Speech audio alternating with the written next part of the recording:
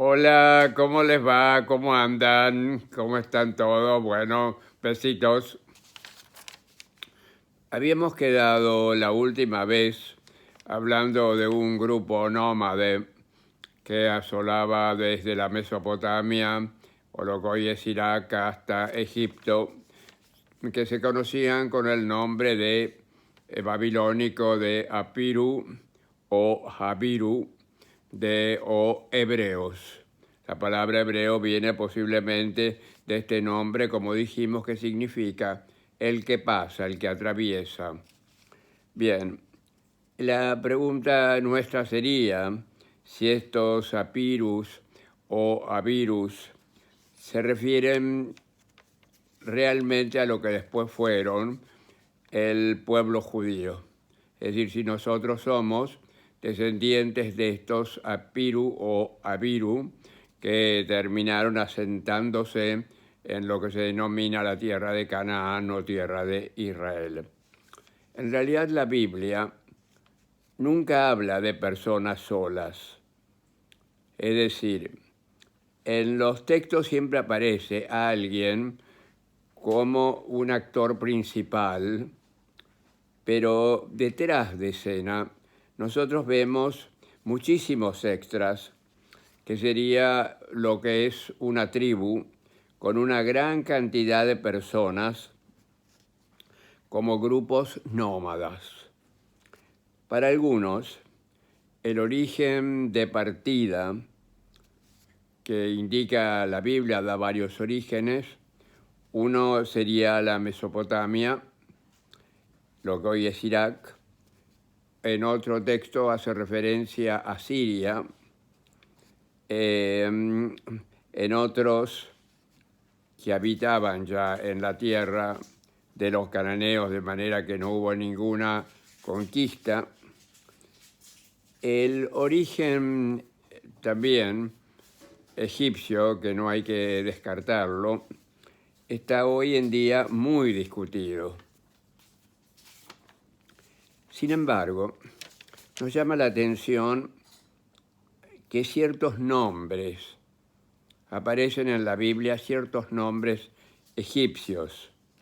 Y esos nombres se refieren en general a personajes centrales, como por ejemplo Moisés, Moshe es una hebraización del egipcio Mosis, que en egipcio significa hijo, y es el nombre de dioses y también nombre de faraones. También aparecen costumbres egipcias que no eran propias de los semitas o de los hebreos o apiru, como por ejemplo la circuncisión. Aparte hay citas constantes en la Torá, y esto llama la atención, cuando dice, no hagas esto como los egipcios. ¿Por qué esta cita tan constante, repetitiva, que no hagan esto, no hagan lo otro como hacían los egipcios y no tenían nada que ver? De manera que esto es un signo de interrogación interesante. El faraón Akenatón en Egipto, de dudosa muerte, no se sabe si murió o fue asesinado, fue el fundador del monoteísmo egipcio hacia el año 1300 antes de la era común. Tuvo que ver las ideas de Akenatón y su monoteísmo con la historia de Moisés. La Torá dice que junto con los hebreos y su salida de Egipto salió otro pueblo con ellos. La pregunta sería, ¿eran acaso este pueblo que salió, esta gente, seguidores del dios del faraón Akenatón y su monoteísmo, que se sintieron perseguidos después de la muerte o del asesinato de Akenatón? Una vez que éste murió, Egipto volvió otra vez al culto tradicional que tenían, que era el culto al dios Amón y un fuerte politeísmo. La Biblia cita también ciertos grupos de tribus que no eran hebreas, que se unieron a los hebreos a través del tiempo, como por ejemplo los midianitas. La esposa de Moisés era una midianita y su padre, si era el suegro de Moisés, fue su consejero religioso. Estos vivían en la península del Sinaí y adoraban a un dios del fuego en la península. En la montaña del Sinaí. Esa montaña lleva el nombre de Sinaí. Cuando Dios se le aparece a Moisés en una zarza ardiente, en hebreo zarza, se dice sne, que significa Sinai. Qué coincidencia, ¿no? También en la montaña del Sinaí, al darse los 10 mandamientos, el elemento principal de lo que se denomina la teofanía o la manifestación de Dios son, por ejemplo, constantemente el fuego, los rayos y movimientos telúricos. Las otras tribus que se unieron a los hebreos también, aparte de ciertos midianitas, no todos, hubo calebitas, kenitas, que también adoraban el fuego, y otros grupos más. Entonces, vuelvo a la pregunta original. ¿Cuál es nuestro origen como pueblo judío? Y antes, en realidad, de conformarnos como un pueblo, porque éramos tribus. Éramos tribus nómades que se terminaron asentando en una tierra conquistada, o tal vez no. Es decir, éramos originalmente cananeos que tomaron una nueva identidad, como por ejemplo pasó entre argentinos y uruguayos. Antes no había ni argentinos ni uruguayos, éramos todos parte del virreinato, el Río de la Plata, pero luego con la separación, nos guste o seamos muy parecidos, muy hermanos, de todos modos los uruguayos tienen una identidad que no es la identidad argentina. Para mí, el pueblo judío desde su origen quedó en un estado, hasta el día de hoy, fluido, intermedio, entre un cierto nomadismo y un cierto arraigo.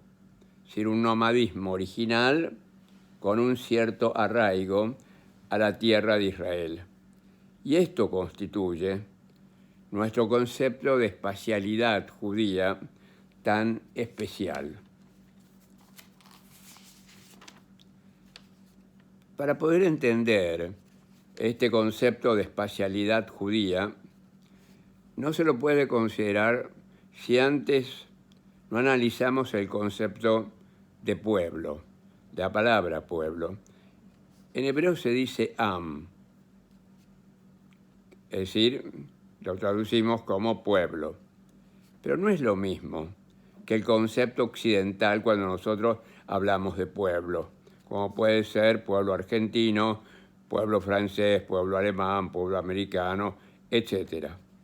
Cuando uno dice am, se está refiriendo, en primer lugar, a una entidad cultural mundial que tiene por lo menos 4.000 años de antigüedad y que está formado por distintos grupos, etnias, grupos diversos que entraron al judaísmo por conversión o por asimilación. En la época actual, hasta el siglo XX,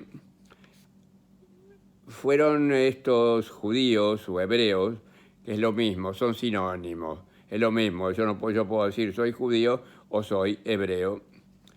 En Europa en Europa oriental, estos grupos se llamaron judíos ashkenazíes, es decir, los que descendemos de Rusia, Lituania, Ucrania, etcétera, etcétera, Polonia, toda la Europa, de esa Europa oriental, conforman lo que se denominan askenazíes y el idioma era el yiddish. Los exiliados de España de 1492, que fueron a diferentes países y América, se denominan sefaradim. Pero algunos los confunden a los sefaradim con otros grupos, que son grupos orientales judíos. Hay grupos asiáticos judíos, hay judíos de países árabes que no son sefaradíes, hay judíos de Etiopía, hay judíos de Irán, que son también diferentes, hay judíos de la India, y los de la China, que desaparecieron totalmente en 1945, donde hay una última referencia del embajador de Chile en China. Todos estos grupos, askenazim, sefaradim, orientales, asiáticos, árabes, etcétera, etcétera, tenemos una tradición religiosa y cultural que es similar, pero al mismo tiempo diferente. Los grupos que cité anteriormente, hoy ya prácticamente existen muy pocos, por los matrimonios que se realizaron entre, por ejemplo, la Argentina, askenazíes y sefaradíes. Las comunidades ya no están marcadas, sí, quedan muy pocas, si son o de origen sefaradí o askenazí, porque hoy en general están unificados por nuestra pertenencia a la Argentina.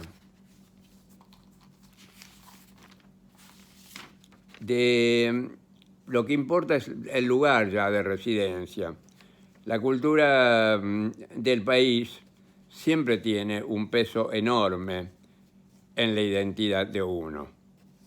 Por ejemplo, un judío marroquí y yo tenemos en común la tradición judía, pero a su vez con ritos y costumbres que son algunos similares y otros totalmente diferentes. Tenemos diferencias en otros ámbitos, en el ámbito lingüístico, en las comidas, en los tipos de bailes, en los conceptos de familia, etcétera, etcétera. Ejemplo, se habla tanto de la unidad latinoamericana, y todos los países latinoamericanos son diferentes. Por ejemplo, yo fui rabino en Bogotá, Colombia, y en cuanto llegué sentí fuertemente que éramos diferentes en la identidad nacional. Éramos diferentes en el idioma, aunque habláramos el mismo idioma. Sin embargo, las connotaciones colombianas, o ellos no me entendían cuando yo decía algo, a costumbres totalmente diferentes. Y por último, yo me daba cuenta que yo era no solo un judío, sino para ellos yo era un judío argentino. Y los otros, para mí, eran judíos colombianos. A pesar de las coincidencias que teníamos, también se sentían estas fuertes diferencias. Hay una diferencia enorme en la espacialidad, que lo da siempre lo nacional de cada país en que se nació o en el que uno reside. En segundo lugar, el concepto de Am, referido al Estado de Israel, que no tiene nada que ver con lo que dije anteriormente, significa que alguien que nació o vive o reside en Israel es un israelí, que significa ser parte de una ciudadanía y también de una nacionalidad y de pertenencia a un Estado. Ese Estado tiene hoy en día dos fuertes ideologías. Una ideología fuertemente cerrada, israelí para la política actual que dirige el gobierno hace rato, hace años, es igual a judío. Y otra que es más abierta, de acuerdo con la ley, pero no siempre la ley se aplica en la vida cotidiana. Es decir, Israel es un ciudadano del Estado de Israel, que puede ser judío, puede ser árabe, puede ser cristiano, etcétera, etcétera. El problema es cuando vos estás en un país y te sentís que perteneces a una minoría o perteneces a una mayoría. Cuando te sentís de alguna manera discriminado o te sentís totalmente integrado e incluido. Hay algunos árabes israelíes totalmente integrados al Estado judío. No hay de ellos ninguna duda. Cuando hablan, están en el ejército, etcétera, etcétera. Pero otros no. Entonces, por ejemplo, aunque yo viví muchos años en Israel, yo no soy un ciudadano israelí. En primer lugar, porque yo no vivo ahí. Yo cuando voy, soy un turista. Tampoco fui al ejército, que esto es crucial en el imaginario social de Israel. El Estado de Israel, para los israelíes, constituye fundamentalmente su identidad nacional. Pero para los judíos de la diáspora, que no vivimos en Israel, Israel es un lugar que nos recuerda nuestro origen religioso, cultural, pero sobre todo es un vínculo fuertemente emocional. Por eso es totalmente imbécil hablar de doble identidad, porque yo no tengo ninguna identidad con un Estado. Lo que tengo es un vínculo fuertemente emocional, histórico, cultural, etcétera, etcétera, con la tierra de Israel. A pesar de lo que amo a Israel y todo lo que ustedes saben, de todos modos yo no soy un israelí. Los judíos de la diáspora, que vivimos en nuestros países con nuestras culturas propias, y los judíos de Israel, todos estos constituimos una unidad compleja denominada Am, que significa ligados a una doble espacialidad.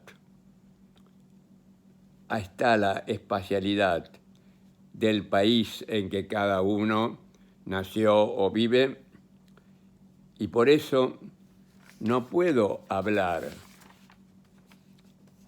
de judío a secas, sino para siempre, aunque haya vivido en muchos países y en Israel, yo siempre seré un judío argentino, e Israel seguirá significando, a menos que decida irme, mi pertenencia ancestral, tradicional, cultural, religiosa, y su espacialidad terrenal, por más que me guste, la admiro, me emociono, etcétera, etcétera.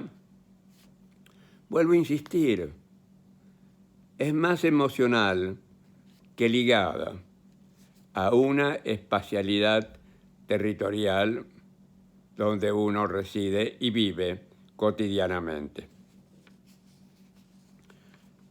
El primer intento que se hizo de una espacialidad que se borrara lo nacional y se creyó que había una espacialidad que podía ser totalmente universal, fue creada por los griegos con Alejandro, más o menos en el año 300 antes de la era común, y su cultura helenística, porque iba acompañado este concepto.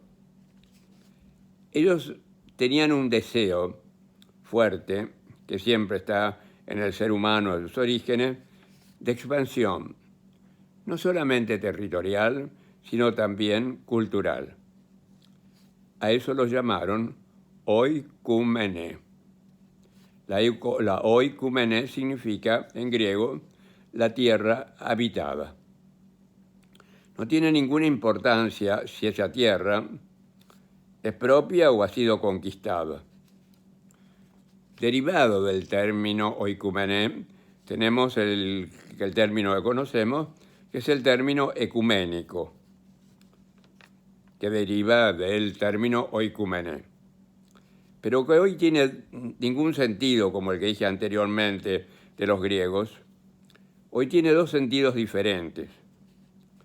En primer lugar, tiene un sentido teológico, que está muy especificado. Ecuménico se refiere únicamente al diálogo entre católicos y cristianos no católicos. Y en segundo lugar, un sentido que se le dio popularmente, que significa igual al diálogo interreligioso entre judíos, cristianos de todo tipo, budistas y o musulmanes. De manera que no deben confundirse. La oikumené helenística, sin embargo, a pesar de sus intentos, no pudo ser universal. ¿Por qué? Porque la espacialidad territorial de cada país que conquistaron le fue cambiando la idea de la filosofía griega con su propia cultura, y ahí se hizo una mezcla del helenismo con la cultura de donde se residía, que a su vez, con el tiempo, también esta mixtura van a ser modificadas con la aparición del cristianismo en sus diferentes formas. También aportaron en esto muchísimo los judíos en cada país y luego más tarde por el Islam.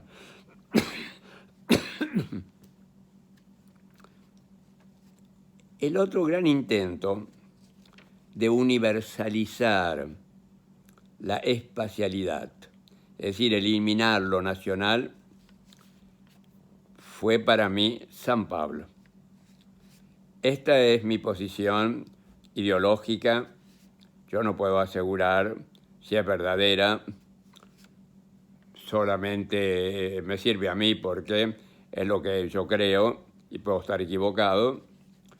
Y tampoco digo que es para siempre porque a lo mejor mañana puedo cambiar de cuál es mi posición respecto a esto. Es decir, San Pablo, que se llamaba Shaul de Tarso, era un judío y ciudadano romano.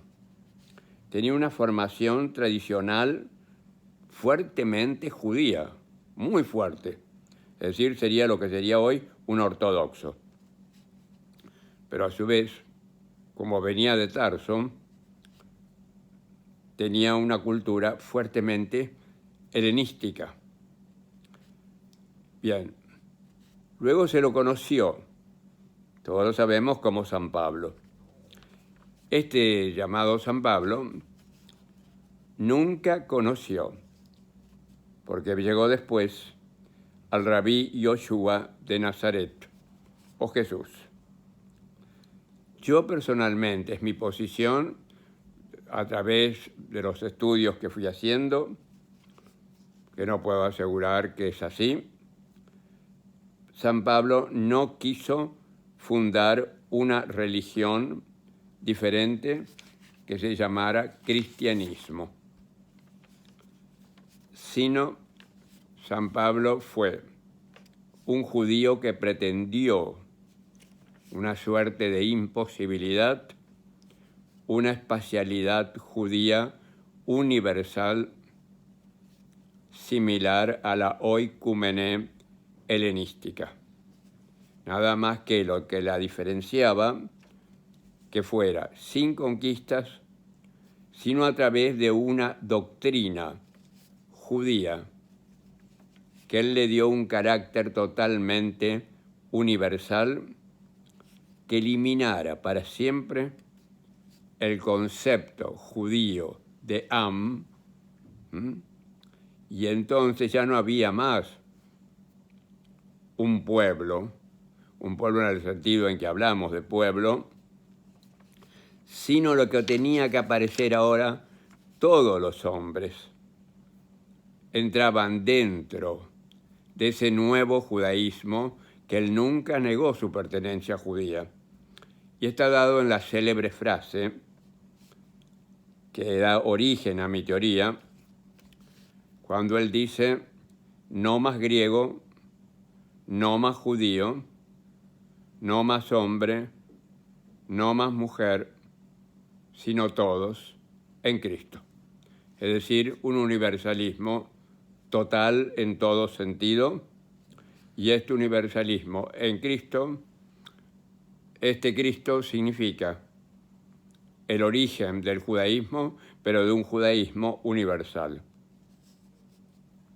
Este universalismo extremo de Pablo borra toda pretensión nacionalista. Sin embargo, su idea de un judaísmo universal no pudo prosperar. En primer lugar, porque el judaísmo, a partir del año 70, época de Pablo, después de la era común con la destrucción del templo de Jerusalén, el judaísmo fue concebido con cambios muy profundos que no tienen que ver con el judaísmo bíblico, fundado por el rabí Yohanan ben Zakkai, y muy parecido a la forma que lo conocemos hoy. Y culminó finalmente su recreación definitiva, tardó hasta el año más o menos 200 después de la era común, en que se consolidó esta idea del judaísmo como lo conocemos, que no es para nada el judaísmo bíblico. En segundo lugar, porque hubo otro factor en contra de Pablo. La iglesia de Jerusalén estaba dirigida por un judío fariseo, fanático, hermano de Jesús, y que es conocido en la iglesia como Santiago.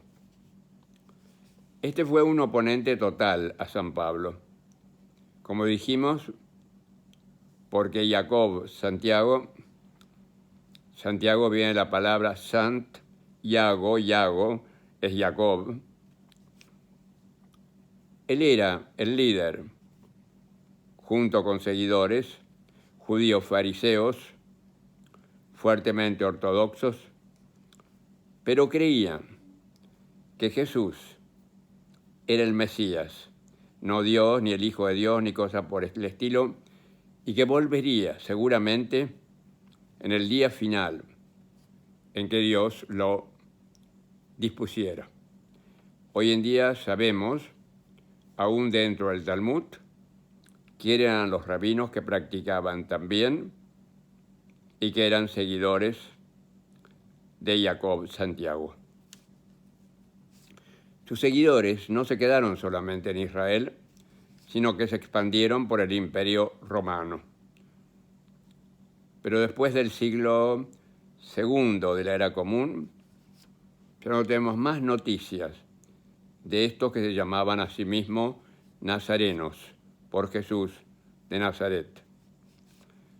Porque el tercer punto crucial fue que el núcleo mayoritario del desarrollo de la Iglesia nació en Antioquía.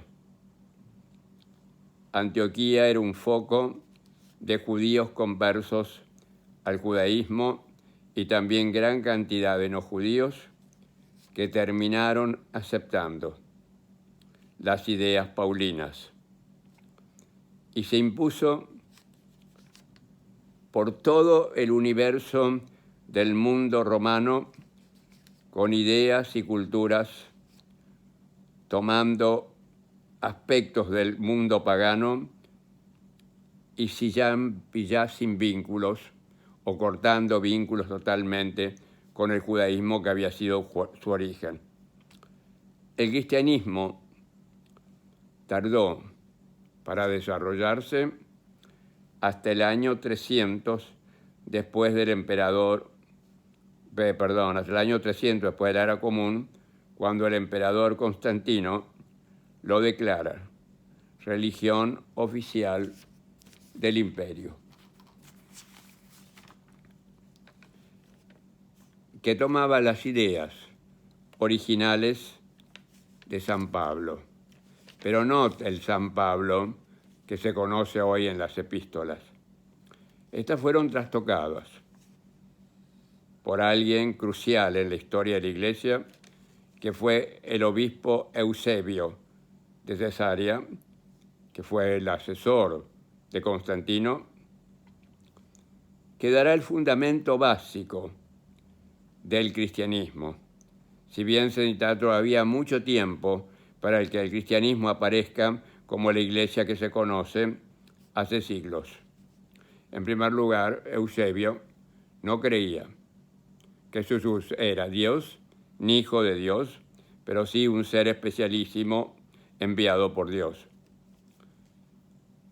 Eusebio rompe con su teoría, donde él cambia las bases de las teorías paulinas, de un universalismo.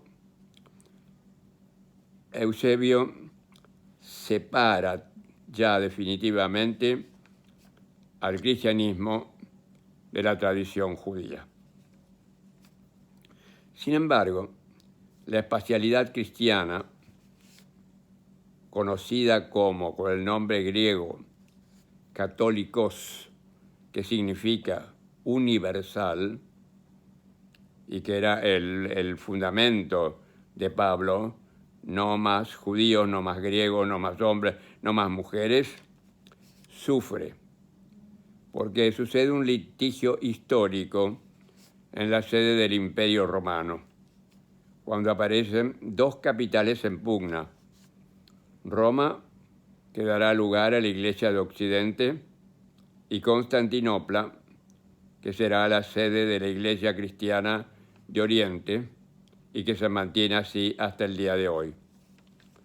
La espacialidad, con sus cambios y con la conversión de los paganos de Europa, se va a extender, sin embargo, hasta el año 945. Va a tardar el cristianismo en expandirse, más o menos 945, entendemos la tardía conversión de Rusia al cristianismo.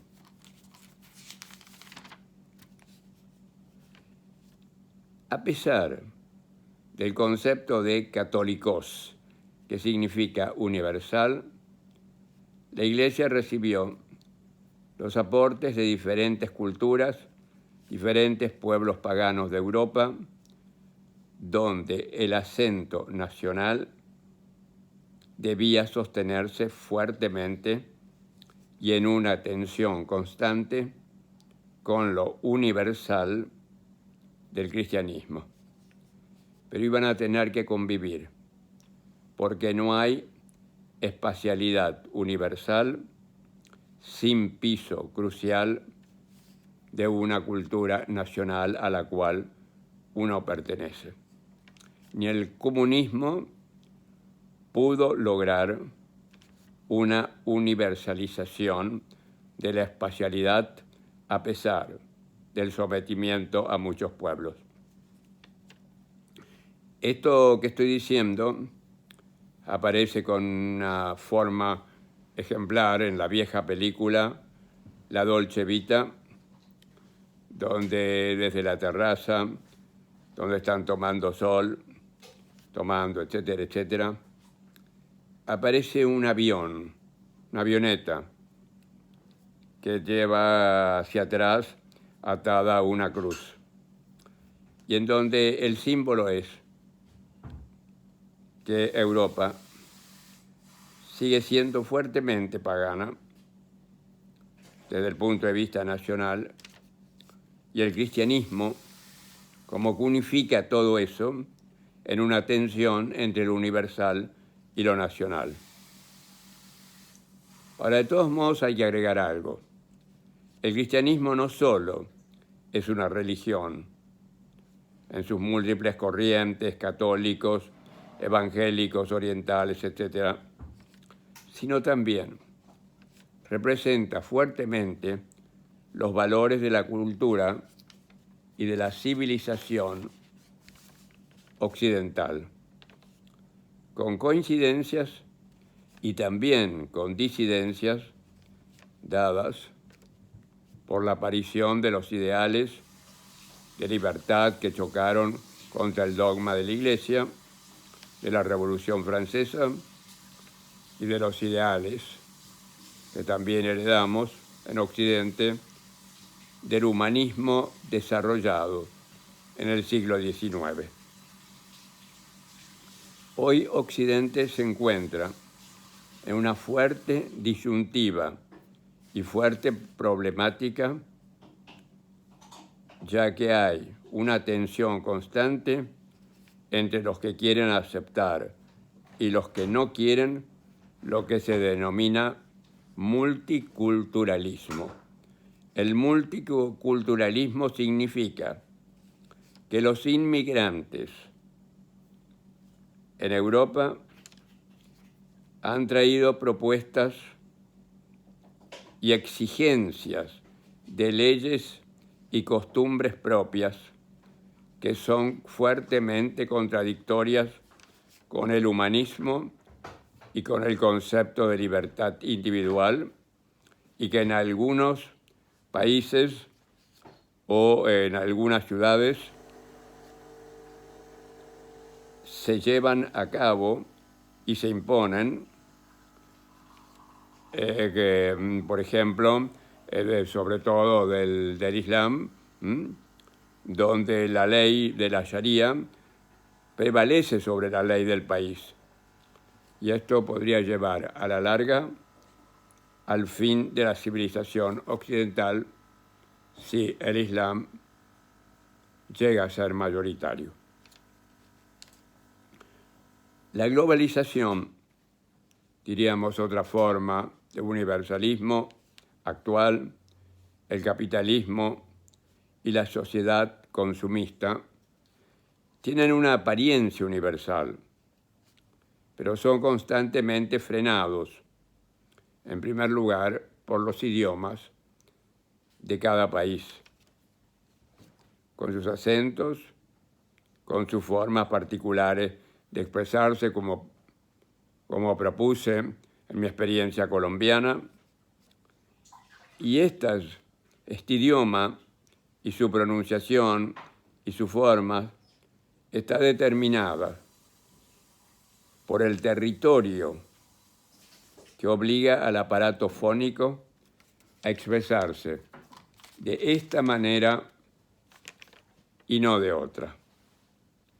Por ejemplo, cuando en la escuela se enseñaba a obligarnos a decir calle en vez de calle, que es la forma en que pronunciamos los que vivimos en la región del Río de la Plata, esa L se transforma en fuertemente fricativa, en una Y que se arrastra y que va desapareciendo cuando uno va hacia Corrientes, hacia el norte del país, y va desapareciendo más y tiene otros acentos en otros lugares donde se habla español, en el Caribe, en Estados Unidos, en Puerto Rico, etcétera, etcétera. Es por eso también que lo territorial del inglés no pronuncia de la misma manera ni tiene los mismos conceptos Inglaterra que Estados Unidos. Y dentro de Estados Unidos, un asunto es la pronunciación en el sur y otra cosa es las pronunciaciones que tienen muchas veces en el norte.